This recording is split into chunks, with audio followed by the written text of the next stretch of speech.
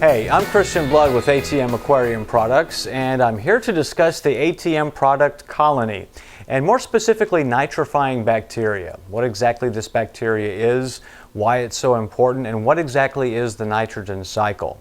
To start with, when we're talking about ATM's Colony, whether you've seen it on the television while watching the show, maybe you've run across it online, maybe at your local fish store, perhaps you're wondering, what exactly is Colony? What does it have to do with a brand new aquarium?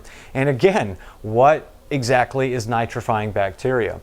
Nitrifying bacteria, quite simply, is the aerobic aquatic autotrophs that are responsible for breaking down inorganic compounds in water. In this application, we're talking about, first off, ammonia.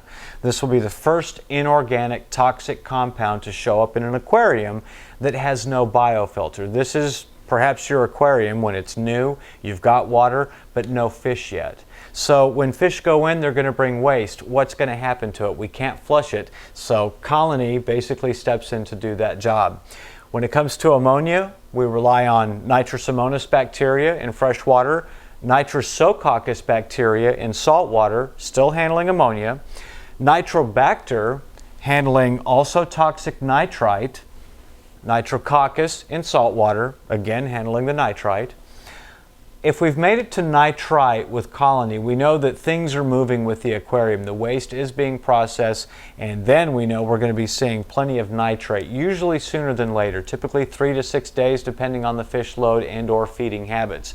But either way, we know that when we start a new aquarium, we know exactly what we're starting with when it comes to a biofilter. Instead of waiting to grow up, we let things die back. We get the ball rolling, and that's why ATM relies on Colony. Okay, now that we have a better understanding of nitrifying bacteria and ATM's Colony, let's talk about your new system. How are we going to bring in nitrifiers in the event we don't use Colony? In this case, we're going to be looking at the long cycle.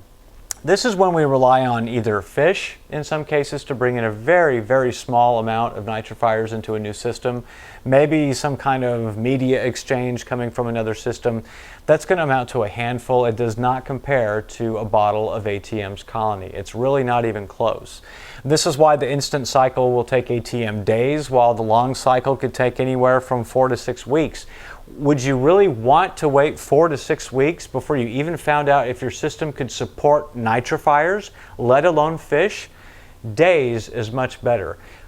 Walking to the grocery store is something you can do only if you want the exercise. Otherwise, you get in your car, you go to the store, you come back, and you cook dinner. And this is why ATM utilizes Colony. Now, as I think we all understand, if we take a great white shark, we take him out of salt water and we put him in fresh water, we can't expect the great white shark to survive, and the reason is obvious. The water he's been placed in has parameters that he is not suited for. We have a similar situation when it comes to nitrifying bacteria, although not quite as severe when it comes to survival. But if you expect your bottle of Colony to act as though we say it is on the bottle, we do recommend the following water parameters. This is nitrification anyway, Colony or no Colony. This is how your bugs are going to behave. In freshwater and saltwater, we have the same range of temperatures, 74 to 86 degrees Fahrenheit. When we're talking pH, things get a little bit different, slightly lower starting off with freshwater, 7.4 to 8.0, and then a little higher in marine at 8.0 to 8.3. Both freshwater and saltwater, we want our alkalinity at 90 plus parts per million. This is your trace elements, your water hardness. This is very key. If you're below 90 ppm in your alkalinity, it can really slow things down. Oxygen is key. Nitrifying bacteria are aerobic aquatic autotrophs, meaning that they do require oxygen and water, but oxygen is key here because the more oxygen they have, the better they're going to act. Put a couple of air stones in your media chamber. I do recommend that. Get the optimum results with proper aeration. Keep your water moving. When it comes to phosphate, have some. You don't need a lot, but have some, because if you have none, you have no nitrification. Concerning the nitrifiers themselves, do not expose them to a temperature of more than 110 degrees Fahrenheit. If you do so, you will have a loss in bacteria very quickly. And keep in mind, if they freeze or they dry, nitrifiers will die. And now we arrive at my favorite part of the discussion about nitrifying bacteria. I'm talking about the myths and the misconceptions concerning nitrifiers, starting with the idea, for example, that nitrifying bacteria cannot be bottled. If this was true, Colony wouldn't exist today. The truth is that nitrifying bacteria have been successfully bottled for decades. It simply isn't new. Also not true is the idea that nitrifying bacteria have to be refrigerated. And while it is true that we can refrigerate if we choose to get a better concentration or a stronger concentration, we don't find this necessary with the average bottle of Colony for the average household aquarium. This is why your Colony is good at room temperature in a shelf-stable format. Nitrifiers do not have to be refrigerated. While nitrifiers are aerobic, they are also aquatic, meaning they do require water. This means that nitrifiers are not in the air we breathe. Also said in recent times is the idea that Nitrobacter of the freshwater strains of nitrifiers will not work in an aquarium. Did the fish scare them? Of course not. Nitrobacter works in an aquarium, it works in wastewater. If nitrifying bacteria are exposed to proper parameters and there's food, they're going to work. They always have and they always will. And my favorite misconception of all, the long cycle is the best way to go.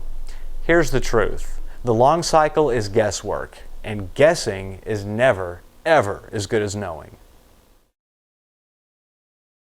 Okay, you have your aquarium, you have your fish, and you have your Colony.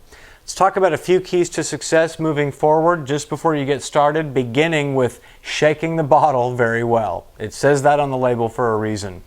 Light feeding on your first day. It's okay to skip feeding day 2 or 3. Here's why. Colony is going to float around in your aquarium for as many as 3, sometimes 4 days. All depends on the flow rate, but let's give it some time because once the bacteria has completely settled, you're going to find that ammonia or nitrite, anything still seen, is going to melt away very quickly. Feed lightly early on. Daily water testing. Test kits are available. Let's use them. In these opening days of a new aquarium, things have a tendency to change quick. Some things are good, some might not be so good. But again, test kits are available, so let's know what's going on. Your water is changing by the day. And water parameters. Stay within the parameters that we discussed. If you deviate, they're always correctable, but if you stay outside of those parameters, you can't expect Colony or any other nitrification to occur the way it should. Stay within your parameters. And finally, oxygen. As we've said several times, nitrifying bacteria are in fact aquatic, aerobic autotrophs. They need water, but they've got to have air. The more air you give them, the better they're going to work. Colony is an outstanding nitrification product and we can't wait for you to check it out. You can find Colony at your favorite pet store or your favorite online retailer. And always remember to always trust the shark.